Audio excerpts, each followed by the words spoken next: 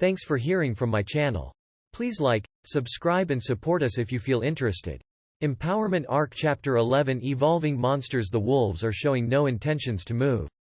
This could be bad. Are they planning on rushing at me with a death rather than servitude, like Howl? Then it'd become total war. They have no chance of victory, but we also wouldn't come out unscathed. Having come this far without injury, we definitely win, but I'd rather avoid further combat. Compared to earlier noise, an eerie silence fills the battlefield. The Fang wolves have all focused their sight on me.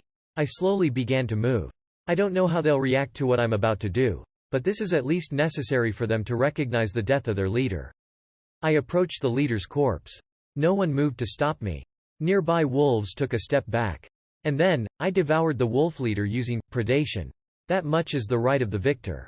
Less than analysis has been completed. Ability to mimic the Fang wolves has been acquired. Species-specific skills, supreme sense of smell, telepathic communication, coercion, have been acquired. Greater than, great sage, reported in my mind. Alright, these guys, though they've just seen their leader eaten, they aren't moving a muscle. Totally thought that they'd either run away in panic or grovel in fear if I went this far. Oh, right. I did say servitude or death. Damn it. Adrenaline rushed to my head, and this is the result. Well, only one thing to do. I guess I'll give them a way out. With that thought, I mimicked the Fang wolf. And, Guru, Yun. While activating coercion, I howled out. Kakuku. Hear me. I'll let you off the hook this once.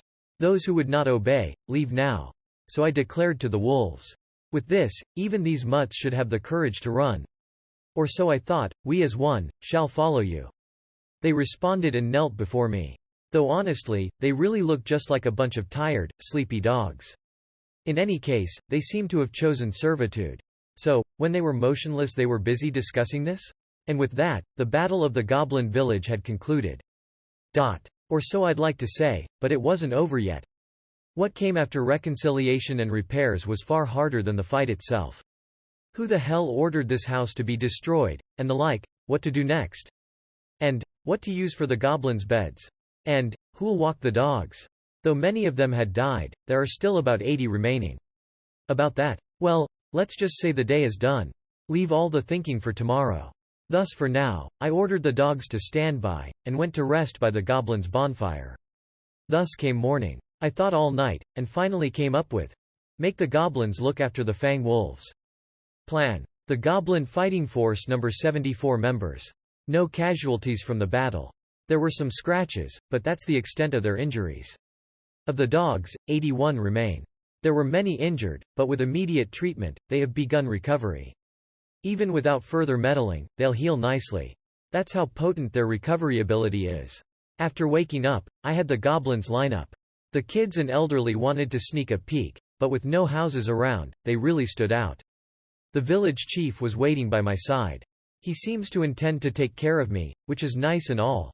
But there's no I'd be happy getting an old goblin's attention. That much is dictated by my aesthetic sense. That is, no matter how many times I reincarnate as a monster, my tastes I shall not yield. And, as cute things don't exist in this village, so I'll just have to give up for now. Then, I lined up the wolves in front of the goblins. Now, then. So, guys. From now on, I'll have you become a pair and proceed together. I wait for their reaction. However, showing no intention of making noise, they simply await further instructions. No one seems particularly repulsed by the notion. This is going well, so far. You get what I said, right? Make a group. One goblin and one wolf. When I said that, the goblins and wolves sat by each other and exchanged glances. And, Guga, please take care of me. Gao, likewise. Is how quickly they got along. This is the yesterday's enemy is today's friend type of thing, I guess. And that's when I got the thought. They are nameless, aren't they? Calling out to them would be really inconvenient. And while glancing at the goblin-wolf pair, Chief, it's really inconvenient to get your attention. So, I was thinking of giving you names. Would that be fine? Every head turned to me, and every eye focused on me, when I said that line. The same was true even for the civilians. Woo! Would you really bestow such honor on us? The head asked, overcome by awe.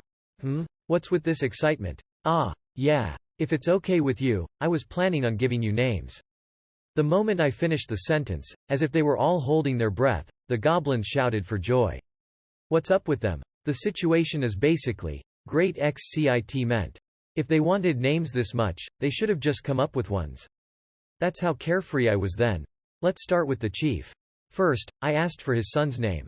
It was Rigor. And so, I named the chief, Rigordo. Not that the name had any specific meaning, I just thought it sounded good. Were his son around, I'd call out to him, Rigor, and the chief would reply, Do. When I said that as a joke, he suddenly got very serious. Moreover, to have been honored with the name of my son, please permit these tears of gratitude. How much he exaggerates. To give him a name on a whim kind of makes me feel guilty. But, oh well. And the feeling went away. Continuing, the goblin leader will inherit his brother's name. I could add, the second, to it, but it sounds like a pain. So, he's now, Rigor. And when he's called such, he falls prostrate as if praying to me. Really, these guys take things too seriously. Like father, like son, I guess. And while I'm at it, I might as well go through the parent-child groups first. Then, I named the single goblins and the orphans. I wonder if they guys will continue reusing these names in the future. With the birth of a grandchild, the chief will probably be called, Rigordodo.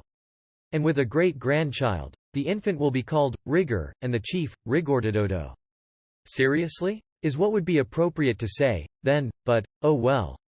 And like that, I gave them names. Then, they said to me, Rimuru-sama, we have no words to express our gratitude, but are you sure that this was all right? The chief, Rigordo, asked with a slightly flustered voice. What is? Oh, well, we do know that Rimuru-sama possesses great magical energy. But, even so, to give out those many names at once. What's he talking about? I'm just giving them a name. Oh? Well, no problem, I guess. And so, I continued giving out names. It seems like Rigordo wanted to say something, but I didn't pay attention. Having finished naming the goblins, I proceeded to the wolves. Their next leader is the previous one's son. He looks like his father with that sturdy build, and carries the same air around him. Looking at those blood-red eyes, I think of a name. That's right. Let's go with the kanji for Tempest Fang, Ranga. TL note. One of the readings for Lan, storm, tempest, is Ran, and for Ya, Fang, is Ga. I know, my names suck. I just took my family name and mixed it with their species. Well, it's good to give appropriate names, those words I will not heed. At that moment, I felt the magical energy being sucked out from my body. And, I was attacked by extreme lethargy. What the? I've never felt this tired since being reborn. Less than explanation. You have used magical energy beyond your capabilities. Switching over to a lowered activity state. Complete restoration predicted in 3 days. Greater than I am conscious. Since I don't need sleep. I can also hear, great sage's explanation. After which, I finally comprehended the situation. I used too much magical energy? So, I ran out of MP, huh? However, what caused that to happen? Had all the skills I used till now come bite me at once? But it doesn't feel like that's the case. Can't move my body. So a lowered activity state is like hibernation, without sleep. While panicking, Rigordo is nursing my body. In any case, there's not much they can do. So, they just sat me by the bonfire. Conscious yet inactive. So, I was thinking about that phenomenon. My magical energy decreased when I was giving out names. Giving names uses up my magical energy, huh? Come to think of it, a lot of magical energy was used when giving the Fang Wolves leader a name. So giving monsters names requires magical energy. That conclusion took me 2 days to work out. This would be the cause of Rigordo's worries, wouldn't it? Wait a second, is it common sense in this world? Speak up. How would I know if you don't tell me? If I could complain, I'd be screaming my lungs out. Well, if I could move my body, I'd complain. Screaming my lungs out? Who said such a thing? But anyways, when I stopped moving, the goblins, of course, got worried. And, a fight started out about who'd be taking care of me first. What the hell are they doing? Stop joking around. I can do without a goblin harem. Ellipsis. I was basically treated like a divine ornament that blessed those that stroked it. And so, 3 days passed. Complete Rikove Rai. After having run out of magical energy, aggregate amount of magical energy and magic power seemed to have increased. Magic power allows us to operate. Magical energy is what we utilize. Somehow, I seem to have understood it. I think. So too. Summarize. What doesn't kill you makes you stronger type of thing. Should I experiment? Is what I thought, but I decided against it.